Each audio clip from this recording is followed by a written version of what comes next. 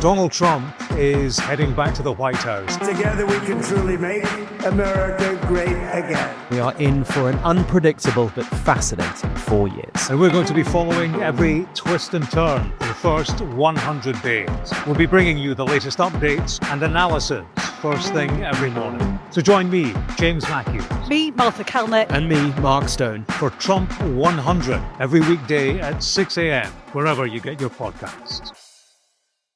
Donald Trump is heading back to the White House. Together we can truly make America great again. We are in for an unpredictable but fascinating 4 years. And we're going to be following every twist and turn for the first 100 days. We'll be bringing you the latest updates and analysis first thing every morning. So join me, James Matthews. Me, Martha Kelnick. And me, Mark Stone. For Trump 100 every weekday at 6 a.m, wherever you get your podcasts.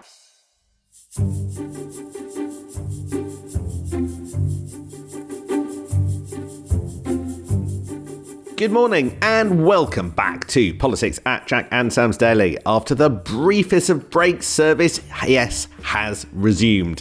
A little bit like TikTok in the US, and we'll be giving you dancing cats, including Bob, and everything you need to know about the day ahead in British politics in under 20 minutes. That's the mission, that's the promise, and we press on even though, as you heard last week, Jack has been catapulted to Washington. That's where he's gone to live and work full-time to cover the Donald for Politico's Washington Playbook. So, from tomorrow, we'll have a cast of others from Politico in his place. But this morning, as Trump 2.0 turns everyone's politics on its head, including our own, I'm thrilled that he is back with me in his usual spot on the other half of the split screen. Where are you, Jack, and what is it like? Hello, good morning. I am in Washington, D.C., where it is absolutely freezing, as you may have heard. So cold, they've cancelled the inauguration. Happy to say I'm not in a hotel room, but that's only because the Wi-Fi in my hotel room was so bad that I could not actually do this podcast from there. So I've just trekked through the snow just for you, Sam Coates, to come down to our Washington office, where the Wi-Fi is brilliant and the heating is warm. And I'm snuggled up inside our podcast studio, chatting to you just like old times, like I never went away. Just give us a bit of a flavour of what it's like actually in Washington at the moment. It's kind of weird because half of Washington has been fenced off. They've been planning the security operation for this event for at least 6 months, if not longer. So there's all these huge steel fences that have been erected everywhere. They've built this enormous stage. There's like military around. There's police everywhere. There's big gates all around the downtown. And it's all for now because they decided at the very last minute they're not actually going to have the ceremony outside. And what we're going to see, of course, as I'm sure you know, is a much scaled down version of the inauguration. But having said that, the city is absolutely heaving with people. Hundreds of thousands of people have descended upon the city, which, you know, having planned it long ago to come and watch the inauguration, they're now going to be sat in bars and pubs. Don't really have pubs, but, you know, joints around the city watching it. And the number of lobbyists and political people who've come out of the woodwork for this is enormous. What you probably don't realise from back in London is the number of events that are put on around this inauguration. There is party after party. Everybody who's anybody has their own inauguration event, and the protests have been very much relegated to a small subsection of the city. There is not the sense that people tell me there was back in 2016 when there was a real sense of anger and protest on the streets. It ain't like that at all. You know, this is big rich business people and Republicans all getting together to celebrate what they think is a really big moment for America. You said it was cold. You said you'd come through a snowstorm to get to your office to do this podcast. Is it really too cold to do the inauguration outside? Well, I thought not. I thought they were being a bit wimpy about it, to be honest, because it ain't that cold. You know, I'm from the north of England and it's often that, you know, pretty cold out there. But it is going to get a lot colder. At 8 o'clock tomorrow morning, it's going to be -5 here tomorrow. That is extremely cold. The temperatures are only dropping. We're going to hit -7, -8 by the middle of the week. And they have decided that that is actually dangerously cold to ask people to stand out on the streets for hours. They're worried that people will get seriously ill. They didn't channel their inner Rishi Sunak to just brush off the weather and get on with it outside. Anyway, the implications of Trump's arrival as the 47th president for Britain are far from straightforward. So we'll have all of that in a second. But I have to say, this is a UK podcast, British politics, Westminster affairs. And over the next few days, it's a very busy few days because given the sheer scale of international events, it's the kind of period where actually the government can slip out a few things that perhaps they don't want that much coverage about. So I've prepared, as you would expect, the week ahead in domestic politics. So I'll begin with Monday. Aside from the inauguration, there's all sorts of government updates, including one on the Stormont break. You remember Rishi Sunak negotiated that. It's about stopping some EU laws applying to Northern Ireland. And then a biggie on Monday, the outcome of the new hospital programme review. Now, that is a Wes Streeting review into which of Boris Johnson's 40 planned projects would go ahead. It's a great day to bury bad news. So we're expecting up to half of those to actually be canned on grounds of cost and viability. And then it's a big day at the COVID inquiry. Chris Whitty, Jonathan Van Tam and Jenny Harries reassembled like musketeers. And the trial begins over the Southport murders. And look, Sam, you've very generously written some out for me to read. Guys, I don't know what's happening in the UK this week, but I'm going to read it out anyway. Look, Rachel Reeves, I remember her getting back on a plane. She's going to Davos. It might be even colder than Washington. She's taking Business Secretary Johnny Reynolds and the Investment Minister Poppy Gustafsson with her. Not clear whether she'll appear at Treasury Questions in the afternoon. Peter Kyle doing a speech, the Technology Secretary, on tech and government apps. And Darren Jones, Rachel Reeves' number 2 at the Treasury, is also doing a speech on Tuesday at 5 p.m. On Wednesday, PMQs, Rachel Reeves is having her Davos speech moment. So that'll all be about investment. And then Liz Kendall, I think, is doing the morning round that morning. And Bridget Phillipson, the Education Secretary, is doing a speech at the what's called the British Educational Training and Technology Show. I just mentioned those two cabinet members, those two women, because they were 2 of the 3 people who were the subject of weekend stories in the newspapers, which are basically hostile briefings, Yvette Cooper being the 3rd. And I just reach into your muscle memory, Jack. We've talked about this before. I do find it funny the way that Keir Starmer's Downing Street always ends up seeming like it's briefing against the women in the top team. Lisa Nandy for a while, Lou Haig for a while, and then she got it in the neck. Sue Gray, obviously out as a former chief of staff.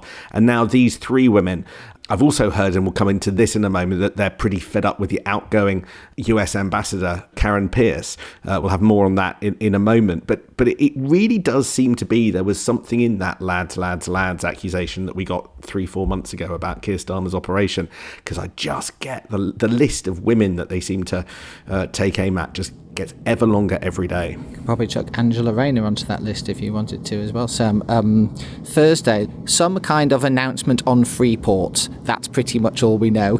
Friday, there's a report on pension savings and something on, deep breath, algorithmic transparency. That's actually quite important, although it sounds a bit of a mouthful. This is to do with AI and about how algorithms make decisions, and actually that is going to be a hugely important issue for us all as we move into the new world. Anyway, the inauguration is going to be all-consuming, so we're going to focus on that. Keir Starmer released some words on Sunday night, emphasising the fact that 2 countries, US and UK, have worked together in the past to defend the world against tyranny.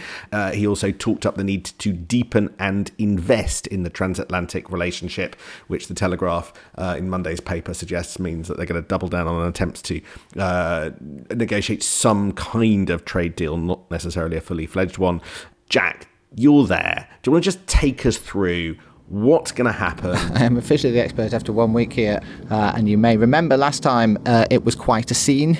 His inaugural address, his big speech, who is now remembered here as the American Carnage speech. It was a very dark, swirling speech about how he saw the state of America. It was very unlike any inauguration address we've ever heard from a president before. They tend to be full of hope and unity, and the White House team, or the soon-to-be White House team, are saying that this time it will be more about unity and more positive than that.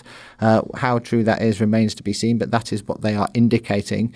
But there's a sense that last time his inaugural address very much set the tone for his presidency. So I would watch that very closely to see what sort of note he wants to strike. Now, if this was a British political event, we'd know pretty much most of what the principal politician was going to say and what he was going to do. Jack, in the main speech that he gives and in the executive orders that he's going to sign, to what extent do we know the agenda that he's going to sign America up to within sort of 24 hours of you listening to this podcast?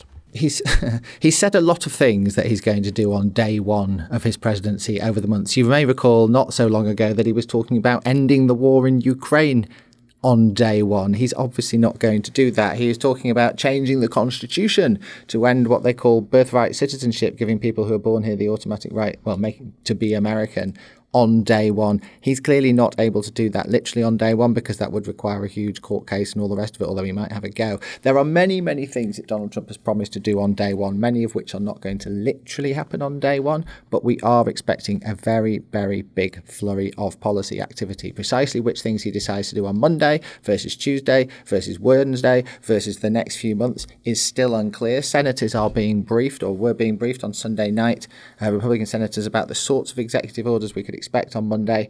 He's also promised something to save TikTok, which, as you alluded to earlier, went weirdly dark in America on Sunday morning. If you tried to use it, the app just didn't work, sent him a message saying, sorry, we're not allowed to operate. He's promised to a stay of execution for TikTok. He's made a lot of promises, and Fox News was briefed on Sunday evening that we may see as many as 200 executive orders on day one. So we could see a huge flurry of activity. These things are absolutely huge, not just for the Americans, but for all of the diplomatic corps from all the different countries around the world, both in Washington itself and in their home countries, no different in the UK. It's fascinating looking at the people who are making the journey to Washington, D.C., because effectively there is one representative from the whole of the UK government, and that is Karen Pierce. She's the outgoing US ambassador. We just name-checked her. Might be in a bit of hot water with number 10. And she is the person who is there, not Keir Starmer, even though some foreign leaders are going, not David Lammy, even though there was some rumour he might go at one point, but precedent suggests that the Foreign Secretary doesn't go. She is the representative, Karen Pierce, who will be there. But alongside her in Washington, D.C. are a whole load of figures from the political right in the UK who are going to doff their cap to Donald Trump. So Nigel Farage, I think, pretty much leading it. Former Prime Ministers, two of them, Liz Truss and Boris Johnson. The official representative of the Conservative Party is Priti Patel, Suella Braverman. We saw her arriving in the US, alongside Lawrence Fox, who seemed to be sitting with her, or near her at least, on the plane. One other figure who wasn't there was supposedly the incoming ambassador, Peter Mandelson, who we believe is back in the UK, although officially figures weren't completely clear when I tried to check with him, but we think he's back in the UK.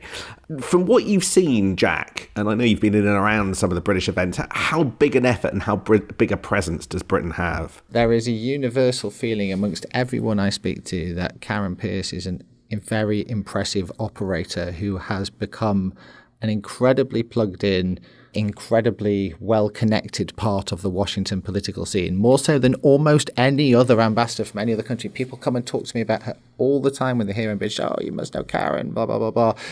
The journalists think it, the aides think it, the politicians think it. I've only heard one story about her, and the surprise that she is not being kept on is also universal, I have to say. Everybody, I've had the same conversation about 15 different times. Nobody here seems to be able to fathom why the British government would change ambassador at such a moment when they've found someone who they believe is very well plugged into Trump world.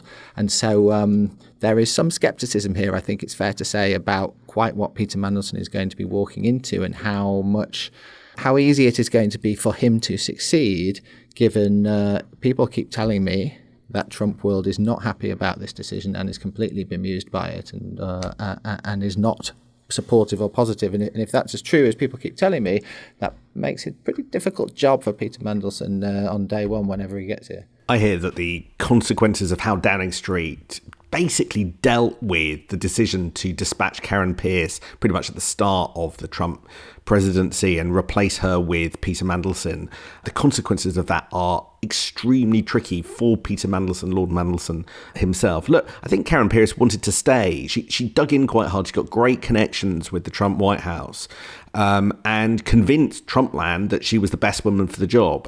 And that's why I think she's got such a high rep. She worked really hard at it, which is why there was a lot of surprise when Morgan McSweeney, the Prime Minister's Chief of Staff, came over and pretty much decided or just after his trip that actually Peter Mandelson was going to do the job. And I've heard the same as you. This is horrified bits of Trumpland. I was even told they think Trump himself was dismayed.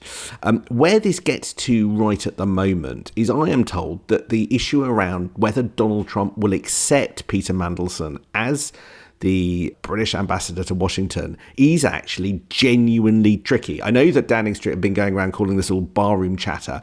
I am sure that this is not. Trumpland would like Karen to stay. That isn't happening, but I think there is a sense that Downing Street, maybe even the operation in Washington, absolutely underestimated how grumpy the Trumpland would be at the decision to replace Karen, and replace Karen with somebody who had said disobliging things about Donald Trump. But also, I think the concern around Peter Mandelson is that he's too close to China. That is another thing, another black mark in Trumpland. So I think they're all taking the briefings to the Sunday papers quite seriously. They're hearing the same thing, I suspect, privately. And when they've got basically 6 weeks to fix it. Hence Friday's Fox News article by Peter and I think an intensive lobbying job that's going on. Will they succeed? Well, it's not quite clear. In the end, I expect they probably would on balance, but you can't say that with certainty right now. The only thing to say is that you've got to not overstate just how much the Trump White House actually care about this. They've got a lot to do. They've got a lot to think about. They've got a huge policy agenda they want to get on with. Some of it will be very combative in the courts and with the press and with protesters and so on. You know, where exactly the identity of the UK ambassador to Washington sits on that priority list, evidently not that high. And Peter Mandelson, at the end of the day, he's a serious political operator. We all know that. I suspect that while they might be grumpy about this decision in Trumpland, once reality settles and he's here, and I'm sure this is what the Labour government are relying on, when he actually turns up, they'll get used to it and it'll all probably be fine. But whether he would have done as good a job as Karen Pierce, obviously we will never know. On balance, I think you're probably right, but there is a precedent. Basically, Trump, who hates cancelling and cancellation, cancelled Kim Darroch when he was the British ambassador to Washington. You know, you get tweets from the president about, you know, an individual, senior figures in Trumpland don't deal with you. There is precedent for exactly this, and I think that will unnerve people trying to unpick and sort out this problem. If there was one thing, Jack, that you would keep an eye on that's coming down the track today, what would it be? Oh, it's clearly the executive orders. That's the actual action bit. All the pomp and the ceremony and even the speech is all just a bit of fun. Doesn't really matter. Let's see how far Donald Trump is actually prepared to go on day one with some of this policy stuff. How dramatic is the immigration policy changes? Is he prepared to do stuff that they may well know in Trumpland may get struck out by the courts very quickly? Just how hard is he really going to go when he gets in there? If you listen to his aides and his people close to him, they say really, really hard. So, you know, watch out. We will. And you watch out. Enjoy writing your first playbook. I will be back tomorrow with another Politics at Jack and Sam's. We're keeping your name in vain, Jack. I hope you'll be able to send us some voice notes and some little other brief contributions with the most important stuff as it matters to Westminster politics if you get the chance. But I'll be back tomorrow with Politics at Jack and Sam's. See you then. Take care. Bye-bye.